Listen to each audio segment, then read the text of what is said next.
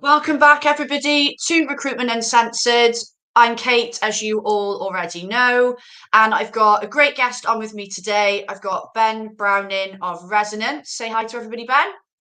Hi, Kate. Hi, everybody. So we are going to be talking about probably both a favourite subject of both of us today. Business development. You're all probably sick of hearing me talk about it. I know that. But before I do, I wanted to highlight a landmark that completely passed me by because on the 31st of May, it was actually Recruitment Uncensored's first birthday, which literally I forgot about. So I'm going to highlight it. And John Brooks, he was my first guest. I know you know John, don't you, Ben?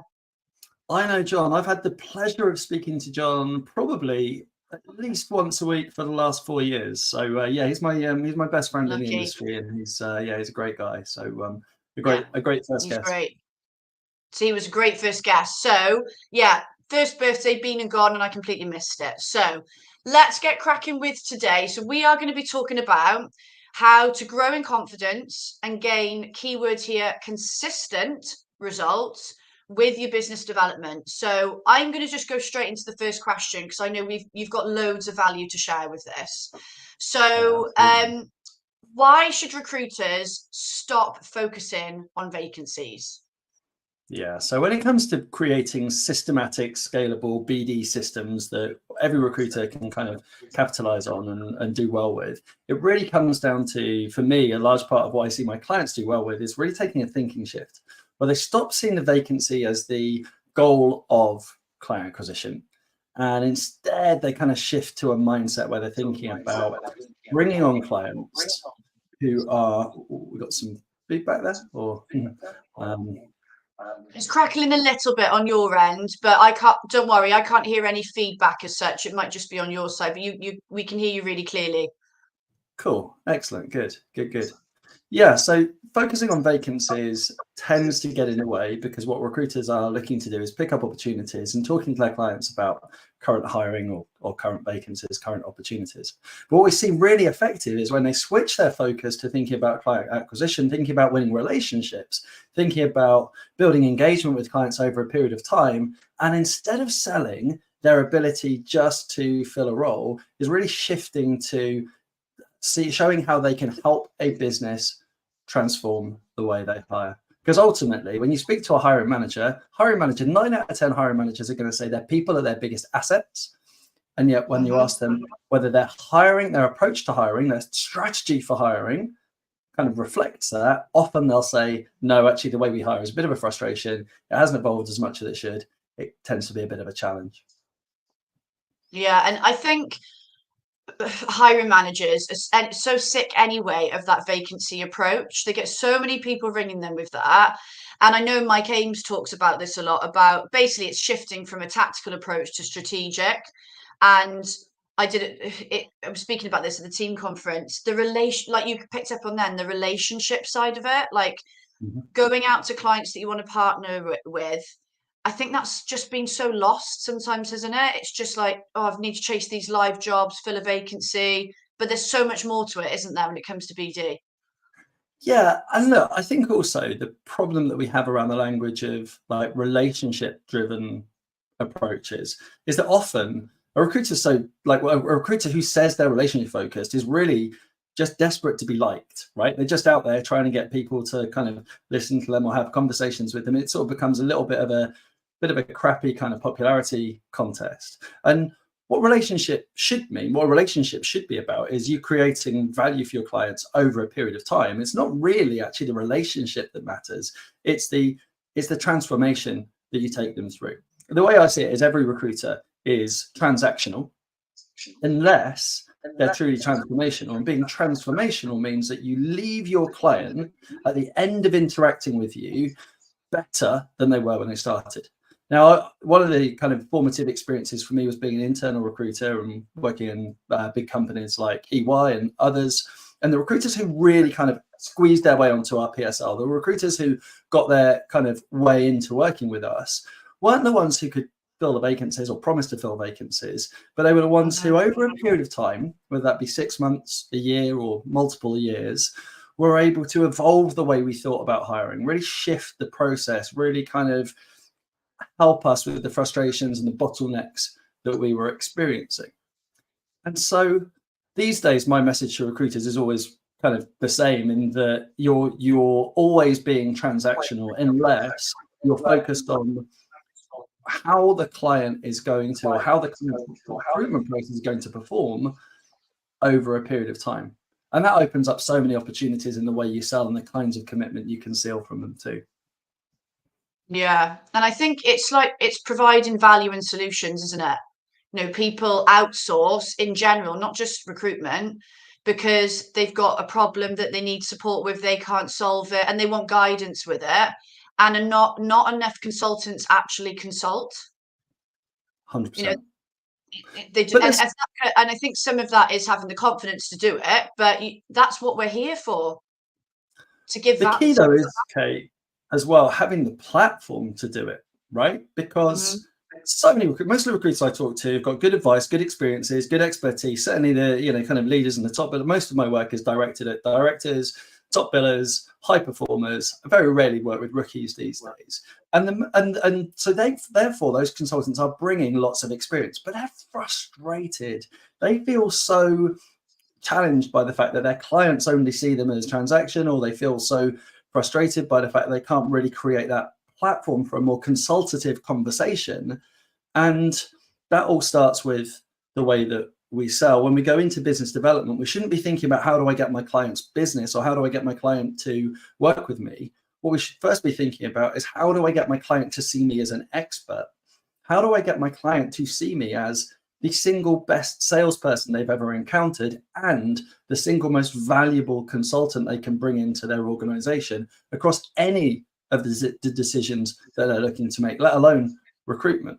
So first of all, it's all about positioning and platform, and that then allows us to deliver that consultative advice that makes elite recruiters really stand out. And I think that's so often missed.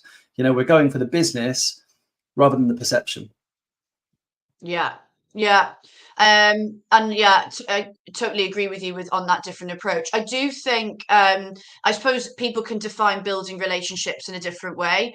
I think for me, I've always seen it as a massive area of importance, and it's not just about people liking you. It's about building that relationship with somebody, so you can, like, it's having that platform, isn't it, to ask those difficult questions, consult, give advice, but ultimately get these people to like you to a certain extent, because you can be the best recruiter in the bloody world, right?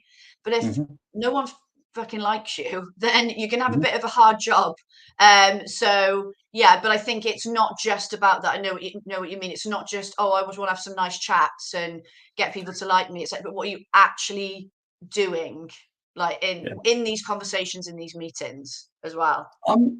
I'm prepared as well to put a different kind of view out there, which is, I think relationships are overspoken about in recruitment. I think this ideal of being a relationship driven salesperson is slightly flawed, and it's slightly based on this idea that being liked is what's really important. But I challenge that. I think that more and more, when we see recruiters going out to senior stakeholders and trying to close high value deals, like commitment for, let me give you an example. Most of my clients set out their stall on permanent to go out and win a 6-month contract where they work with that business, working on all of their hires on an exclusive basis with upfront payments for those roles. And they've got big fees, so bigger fees than typically you get on an RPO model, really big commitment from their clients. And the only way they can do that, the likability factor is like in that scenario is completely is often very over-egged. Like the likability factor is not a big determinant in how those organizations make big committed decisions. And when a recruiter focuses on that likability factor, then they tend to lose focus on what really matters, which is, we talk about a lot about this idea of adding value, but it's very rare that I see a recruiter who really understands what is the commercial context, what is the mission of the business that they're selling to, and how can they align recruitment? How can they have their clients see recruitment as a small but significant cog in achieving that massive overarching mission? And that's a really big part of being seen as the most effective, most important salesperson that speaks to your client. Yeah.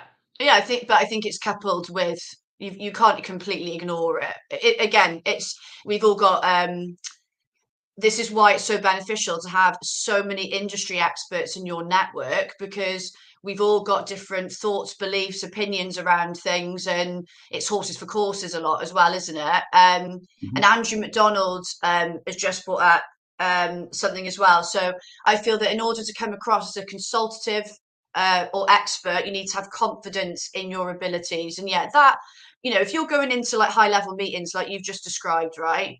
You've got to have that belief, like, yeah, like I can do. Don't get me wrong, you're gonna maybe have a little bit of like adrenaline around it because it's exciting and things like that, but it's that confidence, isn't it? 100%. And look, the first pillar of anything that I ever share with the businesses that I work with is all around their culture. What do they believe about recruitment, and what do they believe about sales? I believe that recruiters, not SaaS SDRs, should be seen as the most skilled, effective, valuable salespeople in any industry in the world. When you look at what recruiters actually do for businesses, I believe that, as I say, recruiters in sales, or recruiters' sales skills should be the elite. And unfortunately, for a lot of the time, they're not. We're pitching, or we're trying to persuade. We're coming away with very order-taking kind of approach. And there's a really big shift needed in how we think about selling in the recruitment industry. But also, recruiters themselves should feel really confident about the fact that, like, this is my mantra, and it runs through everything I do. Recruitment is the single biggest competitive advantage in any business, and recruiters, good recruiters, expert recruiters, are the catalyst for that. So what I'm saying is that you, as a recruiter watching this live session, right? You as a recruitment leader are able to deliver the greatest impact of any competitive advantage any business can experience. You get hiring right for them, and that unlocks all of the things that they're trying to achieve as a business, which, if that doesn't fill you with belief and excitement and the desire to go out and sell, then I don't know what will. Well, let's go to the next question. And by the way, keep those comments, any questions you've got coming in. I'll try and share as much as I can. Anything that myself and Ben don't get time to cover, we'll jump on the event after, and you can obviously reach out to Ben separately as well. So I'll keep an eye on the comments, don't worry. But second question. So how do you uncover bottlenecks in a BD process? Yeah. Well, look, I really like this question. It comes down to what I was talking about this definition of recruiters being the single best salespeople in any environment, in any industry, and where that stems from is understanding your commitment ladder. In order to be a really effective salesperson, in order to embrace sales, you have to have a commitment ladder that sits at the core of your BD process. So, for example, if I'm making a cold call, I know that the 3 commitments that I need to seal from my client are: 1, will they give me permission to speak to them? Will they give me the time, their attention? Number 2, will they admit that they have a problem that I know I can solve? And then number 3 is that will they confess, or will they admit that that problem is big enough to be worth taking action around? And if I complete those 3 commitment steps, then I'll book a meeting, because they've told me they've got a problem and it's big enough to worth taking some action around. So I'll book a meeting. When it comes to the meeting, I've got another 3 commitment steps. I'm thinking about what is the first commitment step is to understand and really dive into that problem and understand its impact. The second commitment is, how do they measure that problem? And then the third one is, will I hear out my proposal on how they could potentially solve that problem? There are further commitments in the final stage of my process, including multi-threading, commitment to invest, commitment to collaborate, commitment to commit for a period of time. Once you map these out into these little kind of micro commitments, you can start to see where your consultants are getting stuck, right? Are they not booking meetings because they are unable to uncover their clients' problems? Are they failing to book meetings, or are they failing to close deals because they're meeting the wrong people? They're meeting people who don't actually have those problems. Once you've got that set of micro commitments tracked out, you can really see progress. And this is what I think should replace all KPIs, is tracking commitment steps. The number of calls, the number of emails, the number of social DMs, the number of voice notes and video messages you send, kind of relevant. Conversion ratios, all good to track. But what matters at the core of it, you can get in the current world with so many different channels of outreach, you can get from like opening a conversation to closed and committed so many different ways. But the only thing that remains the same in all of those conversations is the commitment steps you have to go through. And it just seems like they're completely lacking to me. How many recruitment business leaders track the commitment process, the commitment steps in their process? It's it's pretty rare. I've worked with over 1,000 recruiters and 50 businesses in the last couple of years, and there's a real gap around this. Something that's really important. I don't know what you think about that, Kate. Yeah, I think I mean, obviously in that first call, you know, it's not always possible to get all three of those things. Sometimes it's a build and you get there and you get there. But I think having those objectives, those things that you're working towards, and being clear on that is very, very important. And I think sometimes, and again, this ties in with, and I don't want to go ahead to our next question, but like you mentioned, KPIs, when they are drilled in and made the big focus, it takes the focus away from what's really important, which is, like you were saying, getting commitment, having objectives. Why am I actually picking up the phone? Like, what am I actually trying to do? And it goes to, I've just got to hit this target so I don't have someone breathing down my neck. And it's pointless. It's just taking it away from, and then that's when you see less meetings getting booked, less clients being converted, less conversations in the first place, you know, less people wanting to actually carry on the conversation because there's no real presence or focus in that call. So yeah, I think there's always got to be like, right, what am I trying to do here? What do I want out of this call or this contact, this meeting, whatever it is? Because otherwise, what are you doing? Yeah, Really? absolutely. But look, I also think that unless your calls, unless you're coming back to your original point, unless those calls are absolutely laser focused on those three commitments, will this person hear me out? Will they admit that they have a problem that I can solve? And will they confess that problem is significant enough to do something about? Now, you don't know what the outcome of those 3 points is going to be. They may not have a problem you solve. They're likely to tell you that they don't have a problem that you can solve, because let's face it, you're a stranger. Worse, you're a salesperson. Even worse than that, you're a recruiter. And so they've got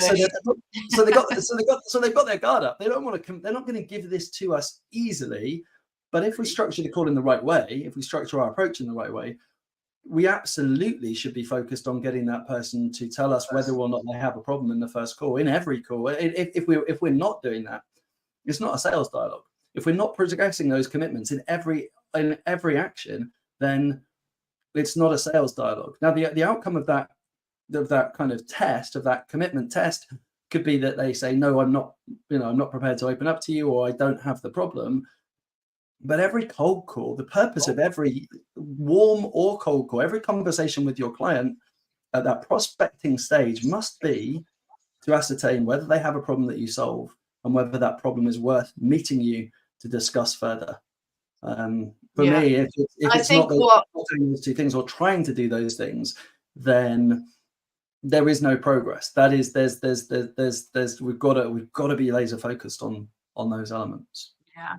And actually, you know, those will they think 3 terms you came up with at the start, it's almost changing it to how, you know, how will I get them to tell me what their problem is? Or because it's like you said, they might not, you know, it's will they? Well, they might not, but actually it's about, well, how am I going to get them to tell me? How am I going to get them to want to speak to me? We touched on KPIs a little bit then, and I know this is the next question, and I'm really interested to hear your side on this, because I feel like this is something we're both on the same page about, which is, why aren't KPIs helping recruiters with their business development? Yeah. Let me ask you a question, Kate. So what are the most common KPIs that you see recruiters tracking? Well, when they're being told to track is one thing I'd like Yeah, to right. point Yeah, out. fair. So number of calls made, like dials, sometimes how long they're on the phone for, which I Yeah. don't always necessarily see as a completely negative thing. I think it's interesting to track. Are you actually getting effective conversations? Hmm. How many meetings then they get, like, out of calls that they've made? What else do they tend to get tracked on with BD? Yeah, it's mainly like number of dials, how long on the phone, and then meetings or jobs picked up, from as a result of all of that. But the Hmm. dials one is a big one. Like, how many people have you called today? Yeah. Yeah. So a couple of things that I see, and are absolutely tied to that. So on the measures that you've talked about there are typically quantitative, right? They are how many, how long. They're single. They're a single number.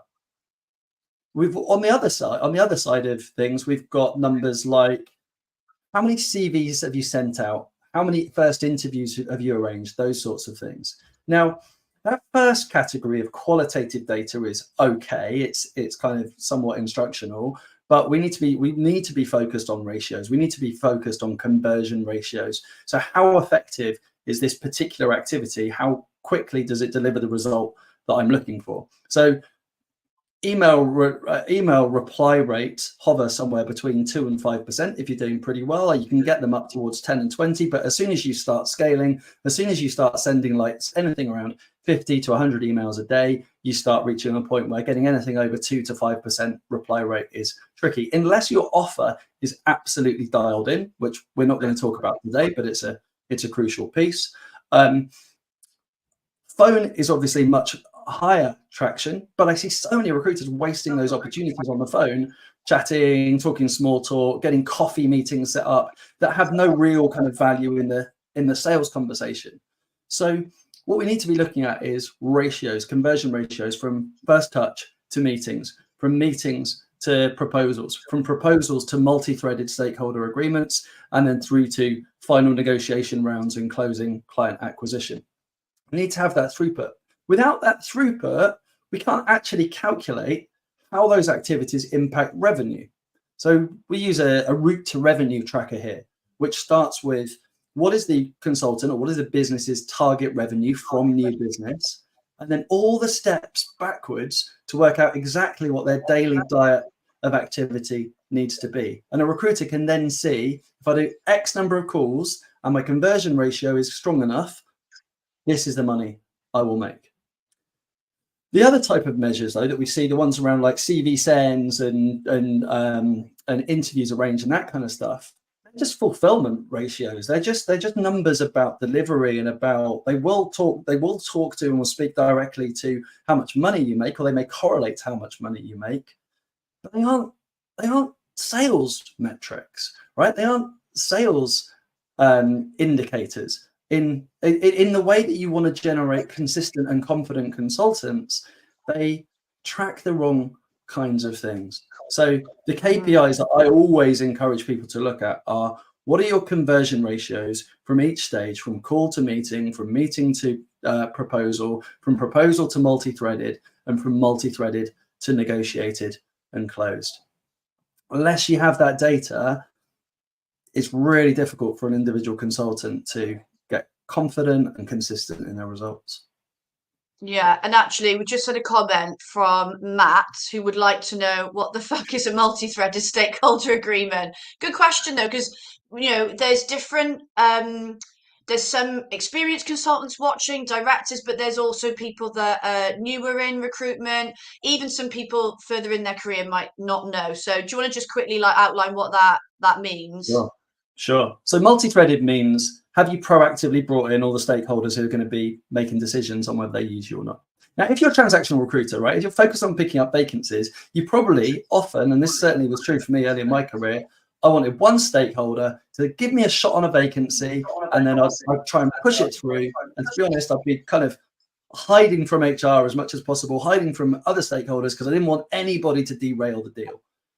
But as you embrace the sales process, you start to realize, actually, you know what, if I'm going to get someone to sign off on a 6-month contract to work with me on an exclusive basis for all their hires for the next 6 months, that's not going to take one person to sign it off. I'm going to need multiple stakeholders, probably HR, probably finance, probably someone from the C-suite or the director level to have oversight of this deal. So when I talk about multi-threaded, I mean, who else is in control of this deal? Who can derail it, and can we bring them into the conversation? They're all going to be stakeholders, and then the agreement, as I say, is them agreeing to work with you, not letting you work with them, but committing to select you. Really big difference, really big shift, and really important in terms of winning the kinds of business that recruiters should be winning. If you want to transform the way a business hires, if you want to be seen as someone who can drive their biggest competitive advantage, then you need to bring more stakeholders to the table. You need to sign bigger, more valuable agreements. In fact, one final tip on this is there's an amazing sales leader and author called Anthony Iannarino, who wrote a book called Eat Their Lunch and Elite Sales Strategies. Check out his work. He started out in the recruitment space, but he's absolutely brilliant at explaining how to run consultative sales where you don't just get some of the business, you take the whole lot. Fab. And actually, it might be worth you dropping that in the event in the chat after, because people might want to definitely go out and get that. Before I come to your top tip, I'm just going to do a roundup of what we've got coming up on the next show. So it's going to be the 26th of June, exactly the same start time, 12:30. We always go live on the Wednesday. So I have got a returning guest back on with me. I've got Angela Cripps, MD of the Recruiting Gym. She was one of my first guests, actually, but definitely in the first half of the show going live anyway. So we are going to be, Angela's going to be coming on to talk about effective leadership in recruitment, and she really is a fountain of knowledge in this. So I'll be getting that event live next week at some point. Definitely come along. 26th, 12:30 p.m. So keep your eyes peeled for all of that info coming out. So let's come back to you for this top tips. We've got a couple of minutes left. Okay, so the vacancy isn't the problem. Tell us a bit about this, Ben. Yeah, so as I say a couple of times, recruiters can be the greatest, the best salesperson, most influential salesperson that their client has ever experienced. But if they are focused on picking up vacancies, picking up job opportunities, then that's not going to be what makes a difference. What recruiters need to be focusing on in order to confidently and consistently win high quality business is understanding their client's key commercial drivers, the commercial context. What is the £100 million goal that business is trying to achieve?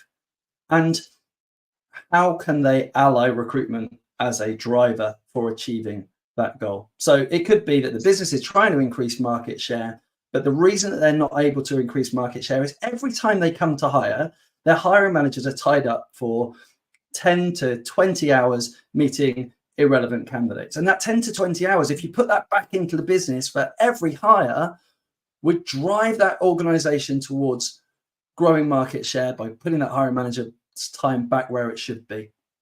So if you're focused on the tiny little insignificant problem of a vacancy that hiring managers are always going to experience, then you're missing out on having a dialogue with them around that £100 million problem that is going to be the thing that really gets them out of bed and really gets them to book a meeting with you. Yeah, it's that much bigger picture view on everything, isn't it? Yeah. 100%. Great. Well, look, thank you so much for coming on today, Ben, because there's a lot of value that you've brought to the conversation. And if you're watching this live, you can actually watch it again. So it's going to go straight onto YouTube. You can watch it on LinkedIn for the next week or so, I think, anyway. So watch it back. What I will encourage all of you to do, whether you're watching it live or streaming it, is connect with Ben. If you're on YouTube, I'll put his details in the caption underneath. On LinkedIn, he's on as the speaker. So add him, message him if you want to have a chat, connect with him. And actually, he's got a podcast. Is it the Recruiting Better podcast, isn't it? I've got that right. That's exactly right. Yeah. Yeah. And we've had some brilliant guests come through and got some more lined up. So, yeah. Where can people listen to that? The normal kind of Spotify, Apple, that kind of thing? Yeah. Absolutely everywhere you get your podcasts. Yeah, we've got probably 40 episodes or so now. We've had people like Benjamin Dennehy, Anthony Iannarino, who I mentioned, Todd Capone. We've got people like Jen Allen coming up. So, some really big names from the world of sales who we're bringing into the world of recruitment to show recruiters just how you can become the best salesperson your client has ever experienced or ever encountered. Fab. So you've got all these different ways to connect with Ben, so definitely do so. Thank you again so much for coming on. We're already at 1 o'clock, so we're done for today. But remember to come back on the 26th with me and Angela Cripps at 12:30. And like I say, if you're watching this and you want to watch it back, jump onto YouTube and stream it. But thank you everybody for watching, and thank you for being so vocal in the comments. I will see you all soon. Take care.